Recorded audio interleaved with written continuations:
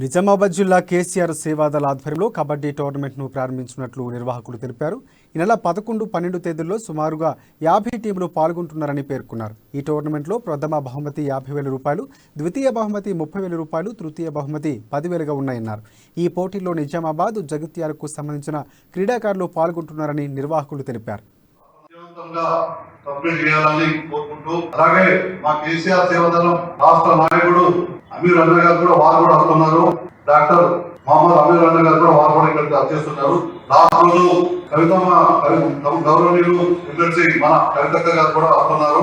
ఈ గెలిచిన వారికి మొదటి బహుమతి 50,000, రెండో బహుమతి 30,000, మూడో బహుమతి 10,000 రూపాయలు ప్రైజులు ఇవ్వడం జరుగుతున్నది. అందుకు ప్రతి ఒక్కరూ సహకరించాలి. ప్రజాప్రతినిధులు కానీ, ఇక్కడ ఉన్న మీడియా వాళ్ళు కానీ, ప్రెస్లు వాళ్ళు కానీ సహకరించి విజయవంతం చేయవలసిందిగా కోరుతున్నాను. అలాగే కేసీఆర్ సేవాదళం సభ్యులందరూ ప్రతి ఒక్కరూ పాల్గొని విజయవంతం చేయాల్సి